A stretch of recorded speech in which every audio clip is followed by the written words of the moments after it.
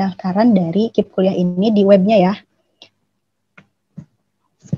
Nah, bagi teman-teman tadi yang tidak punya kartu gitu, apakah bisa ikut ke KIP Kuliah? Bisa, nanti daftar di online ya, di online webnya. Atau juga kalau misalkan tidak di web, nanti ada aplikasinya di mobile apps namanya KIP Kuliah gitu. Nah, untuk pendaftarannya, terus gimana misalkan yang punya kartu, apakah harus daftar online juga? Sangat disarankan untuk daftar online juga. Biar apa? Biar nantinya teman-teman sama punya akun KIP Kuliah, terus punya bukti dan juga bisa masukkan data-datanya gitu ya, data-data terbaru gitu. Nah, yang pertama nanti teman-teman masuk nih ke laman ini https://kip/kuliah.kemdikbud.go.id /siswa pendaftaran baru, atau nanti search aja KIP Kuliah misalkan gitu. Nanti suka ada kok paling atas gitu, diklik aja. Nah, terus untuk selanjutnya teman-teman harus memasukkan data-data yang diperlukan ya. Nah, itu yang atas dulu, coba lihat gambarnya, kurang lebih tampilan awal seperti itu. Teman-teman harus memasukkan NIK, NISN, dan juga NPSN. Nah, lagi-lagi data ini yang perlu ya dimasukkan sama kayak kita daftar akun LTMPT.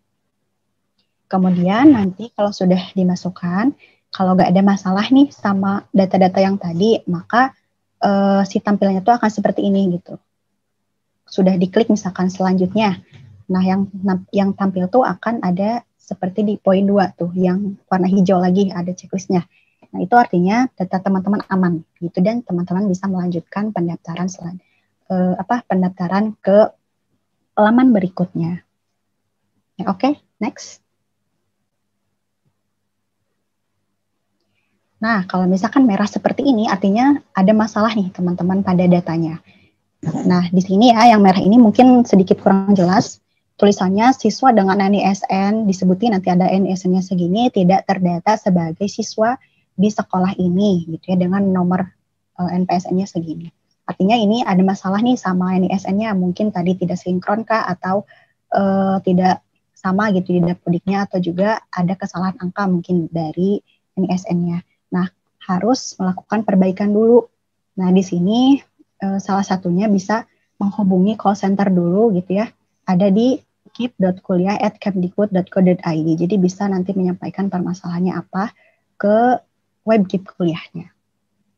Pokoknya kalau sudah muncul seperti ini artinya ada masalah nih pada data teman-teman dan harus segera diatasi. Ya, next. Nah, untuk teman-teman yang tidak terkendala gitu ya, yang tadi berwarna hijau gitu, masih bisa melanjutkan pendaftaran. Selanjutnya teman-teman akan diminta untuk memasukkan kembali email. Nah, kalau sekarang teman-teman diminta masukin alamat emailnya aja tanpa password gitu.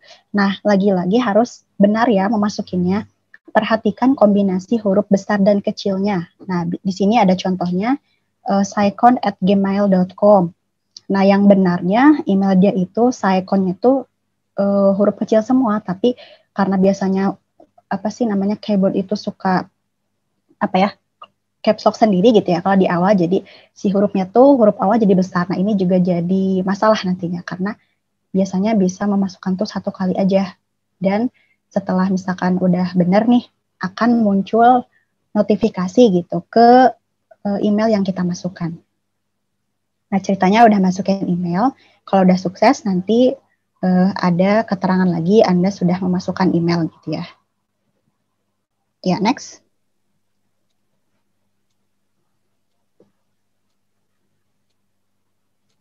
Nah, oke. Terus langkah selanjutnya ialah cek email masuk gitu. Nah, email masuk di sini saat mendaftar ya. Nah, bisa di inbox atau jika tidak ditemukan bisa dicek di bagian spam. Nah, di bagian email teman-teman, kalau misalkan di inboxnya nggak ada notifikasi, bisa lihat di spam. Nah, ini tampilan dari email yang diterima gitu ya. Dari no reply KIP Kuliah. Selamat, akun Anda telah berhasil dibuat. Di antaranya ada nama.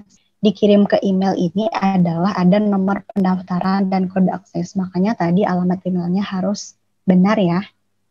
Gitu. Oke, next. Udah tahu nih nomor pendaftaran dan aksesnya udah dapet gitu.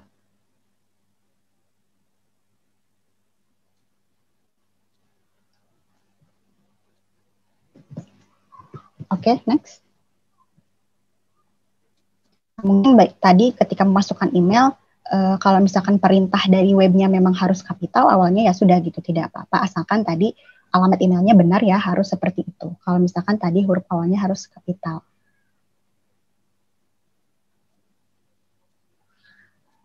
Ya, selanjutnya ini.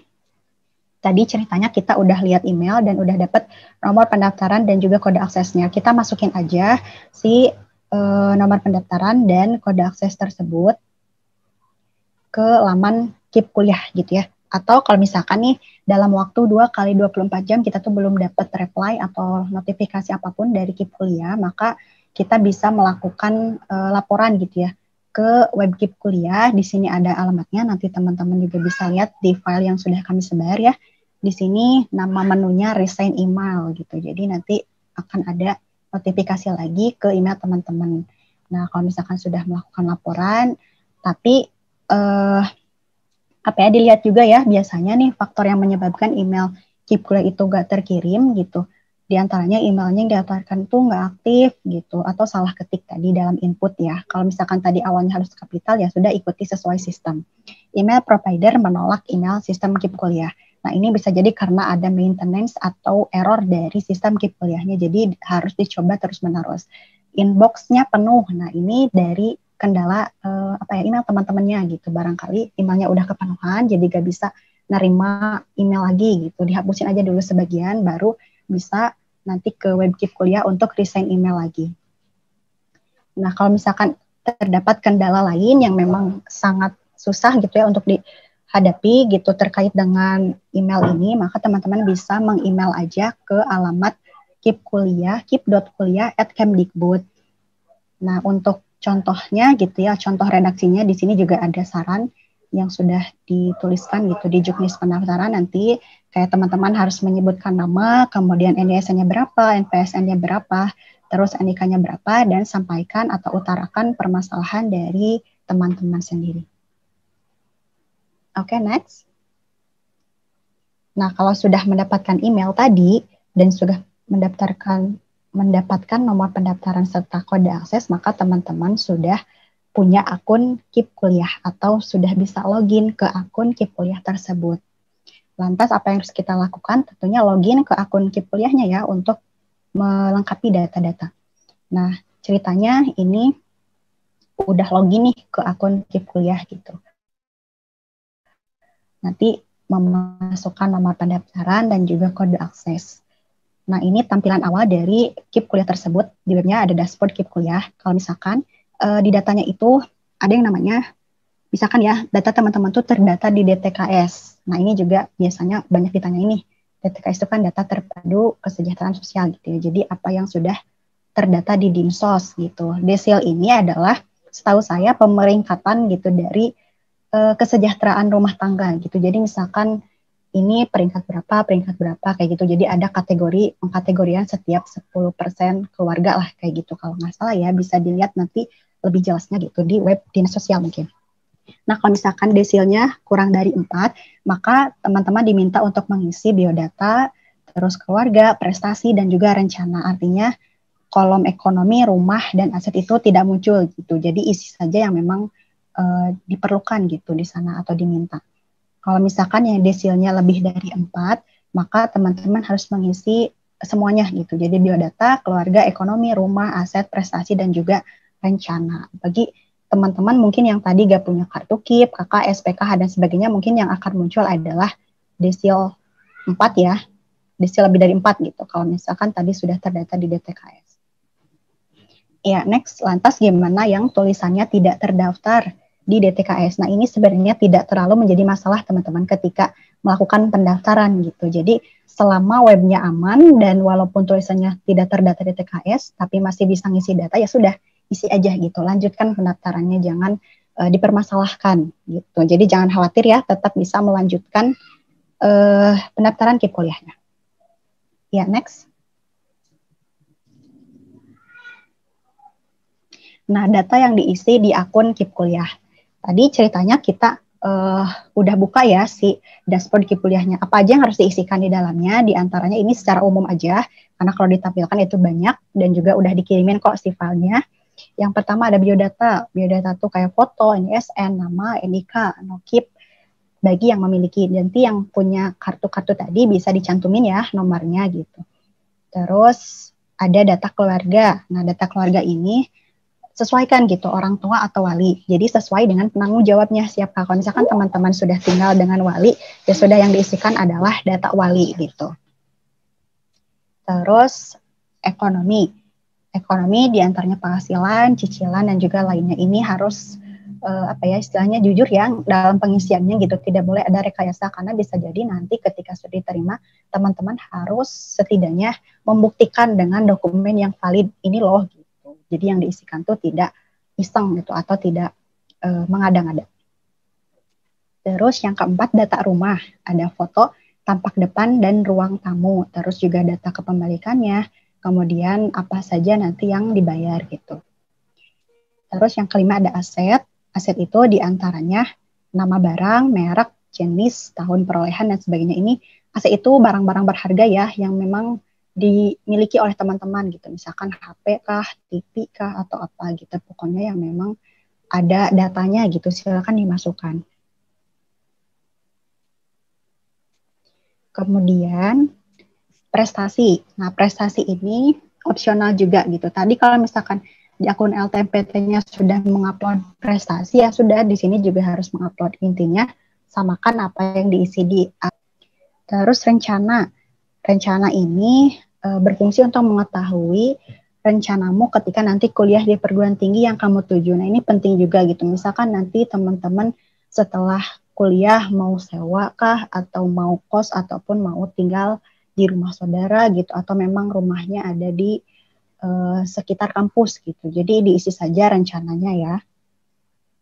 Nah, terus yang terakhir ke-8 seleksi. Nah, ini nanti disesuaikan dengan seleksi yang teman-teman ikuti. Biasanya pendaftaran KIP kuliah ini berbarengan dengan SN atau kalau tidak berbarengan itu biasanya lebih dari MPTN. Makanya ditunggu saja gitu ya untuk pendaftaran KIP kuliahnya karena di web KIP kuliah pun sudah ada pemberitahuan bahwa pendaftarannya akan segera gitu. Jadi silakan nanti lengkapi berkas yang diperlukan, juga hal-hal penting yang harus diperbaiki sebelum mendaftar KIP kuliah. Ya, next ya, sedikit lagi. Nah, ini nanti kalau misalkan teman-teman sudah sukses mengisi ada di web KIP kuliah, maka teman-teman akan mendapatkan kartu ya, kartu peserta kuliah. Kemudian juga di slide berikutnya ada formulir. Nah, ada formulir. Jadi di kartu ada formulir. Ini sangat penting juga bisa diunduh oleh teman-teman akun tadi ya, di akun kuliahnya. Dan biasanya nanti diminta untuk dilampirkan ke perguruan tinggi ketika sudah dinyatakan lulus seleksi gitu.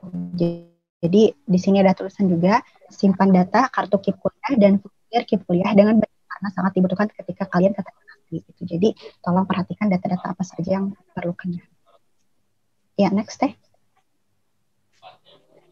Nah, ini kolom bantuan kalau misalkan teman-teman punya permasalahan ya terkait dengan KIP kuliah, silakan email saja ke yang tersedia di sini. Atau juga bisa melalui tombol helpdesk ataupun help dari web KIP kuliahnya itu. Pokoknya kalau misalkan ada kendala, silakan langsung perbaiki gitu. Jangan sampai ditunda-tunda gitu ya. Oke, next deh. Ini secara umum aja alur dari pendaftaran KIP kuliah.